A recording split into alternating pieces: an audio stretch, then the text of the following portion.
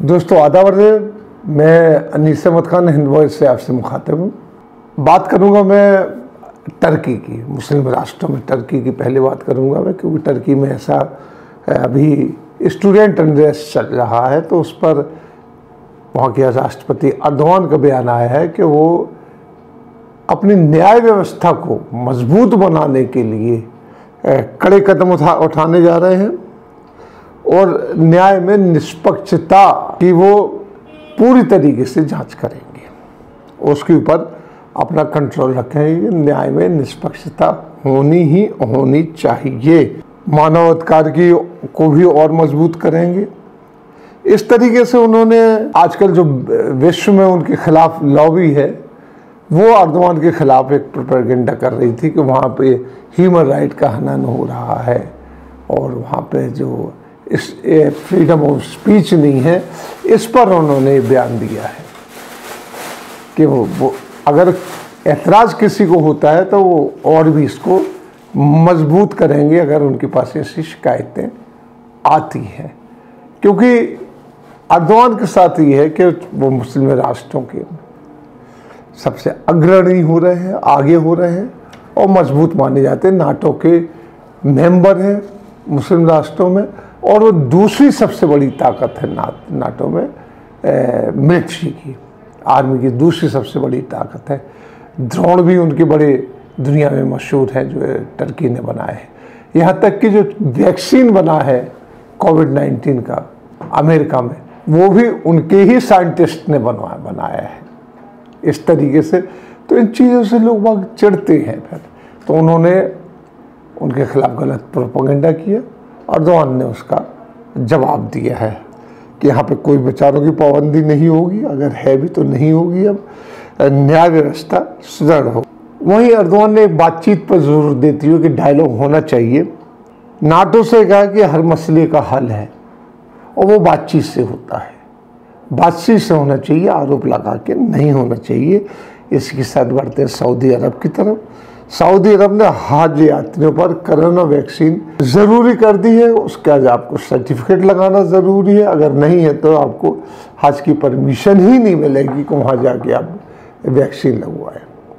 सख्ती कर दी, क्योंकि जो सेकंड वेव आ रही है कोरोना की, उससे बचने के लिए सारा किया जा रहा है। और आपको मालूम है कि लाखों लोगों से भी ज़्यादा हज यात्री वहाँ पे इकट्ठे होते हैं, एक दूसरे से मिलते हैं, और नमाज में ऐसी सोशल डिस्टेंसिंग होती है, लेकिन तब भी भीड़ भाड़ इन सब से बचने के लिए उन्होंने इम्पोर्टेंट करार दे दिया गया है। बढ़ते हैं फ़लस्तीन की तरफ। फ़लस्तीन में कोविड-19 की वैक्सीन लगाने के में घोटाले की चर्चा हो रही है, आरोप लग रहे हैं, क्योंकि वहाँ के 10% जो वैक्सीन है वो तो फुटबॉल प्लेयर्स को लग जाती है, और 200 वैक्सीन हैं जो वो प्रेसिडेंशियल कार्ड हैं 200%, और PLO यानी जो वहाँ की सिक्योरिटी गार्ड्स हैं उनको, और एग्जीक्यूटिव जो हैं वहाँ के फ़लस्तीन को लग रही है।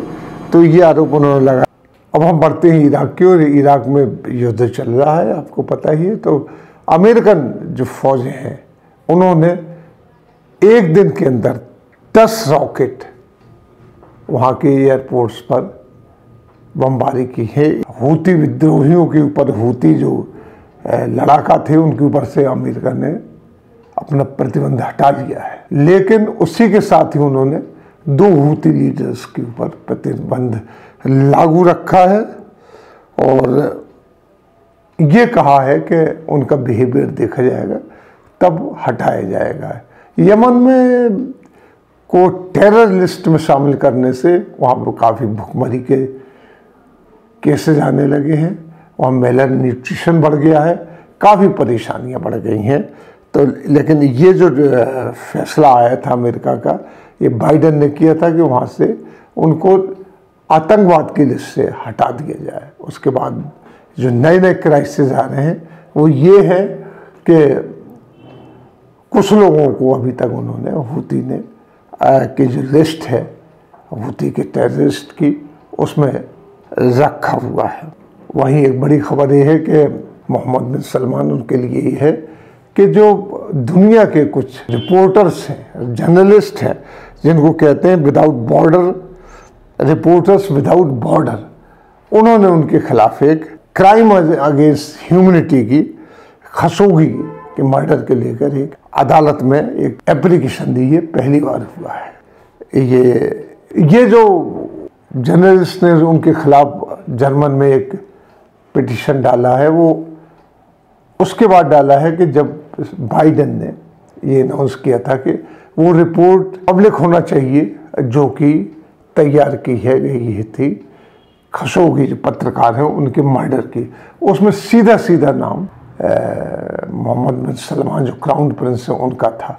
लिहाजा उस रिपोर्ट के बेस पर उनके ऊपर एक केस दर्ज किया गया। ये बहुत बड़ी बात है, क्योंकि ऐसा अक्सर होता नहीं है और हुआ नहीं है कि अरब के किसी क्राउन प्रिंस या प्रिंस के या किंग के खिलाफ इंटरनेशनल कोर्ट में कोई मुकदमा दायर किया गया हो।